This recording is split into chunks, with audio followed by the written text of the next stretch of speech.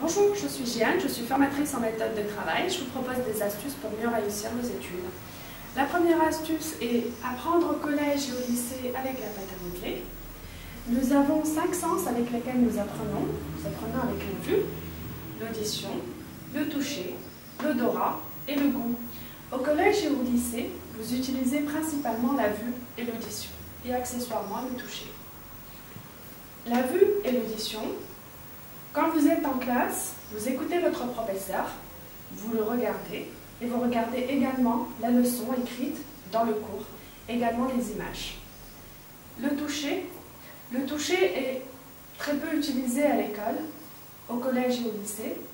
Il est utilisé par exemple dans les cours de dessin et des expériences physique-chimie. L'odorat et le goût ne sont pas du tout utilisés dans les écoles classiques, et sont par contre utilisés dans les écoles d'œnologie, le vin, la cuisine, etc. Ce qui nous concerne aujourd'hui est le toucher. Certaines personnes ont besoin de toucher pour pouvoir apprendre. Par cela, nous allons utiliser un intermédiaire qui est la pâte à modeler. En sachant que la mémoire du toucher est une mémoire qui est très efficace parce qu'elle mobilise les muscles de la main. L'utilisation de la pâte à modeler pour apprendre est très variée. Vous pouvez l'utiliser pour apprendre vos leçons de français, l'anglais, géographie, mathématiques et d'autres matières. C'est à vous après d'innover et d'imaginer les différentes utilisations possibles.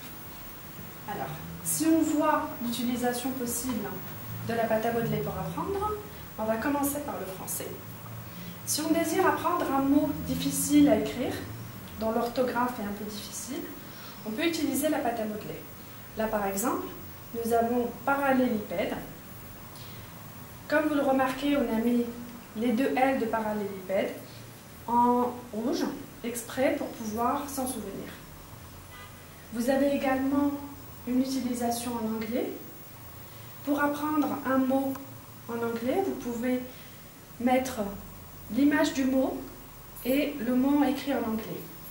Là, en ce qui nous concerne, c'est maison. Donc on a mis l'image de maison et on a mis le mot écrit en anglais à côté. Bien évidemment, vous n'utiliserez pas la pâte à modeler pour apprendre tous les mots, uniquement ceux dont il vous paraît indispensable de faire avec la pâte à modeler, donc qui sont difficiles. Alors, passons à la géographie. La géographie, vous pouvez apprendre à utiliser donc, la pâte à modeler en géographie. Là, en ce qui concerne cet exemple, on a fait une carte d'Afrique et vous pouvez apprendre la carte d'Afrique et les différentes villes. Là, par exemple, se trouve telle ville, là, il y a telle ville et là, il y a telle ville. Passons après aux mathématiques. Vous pouvez faire vos exercices de mathématiques avec la pâte à modeler. Par exemple, pour faire un exercice de théorème de Pythagore avec le triangle, rectangle, vous pouvez utiliser la pâte à modeler. Plutôt que d'utiliser une feuille et un stylo, vous pouvez faire des expériences avec la pâte à modeler, faire vos exercices directement avec vos mains et utiliser la pâte à modeler pour cela.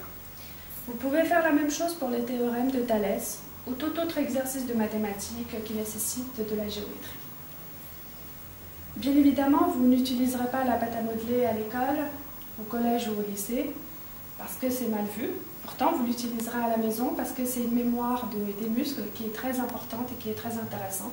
Et vous verrez que vous réussirez à mieux mémoriser avec la pâte à modeler. Alors, vous avez plusieurs modèles de pâte à modeler, plusieurs couleurs. Vous pouvez utiliser toutes les couleurs que vous voulez. Si vous n'aimez pas trop la pâte à modeler, vous pouvez utiliser également toute autre structure malléable, notamment l'argile. Ça vous permettra de mieux mémoriser parce que vous mémoriserez avec vos muscles. Donc comme vous avez vu, la pâte à modeler nous sert à apprendre toutes les différentes matières. Vous pouvez l'utiliser comme vous voulez. Je vous remercie d'avoir écouté ces quelques conseils en espérant que cela vous aidera dans vos apprentissages.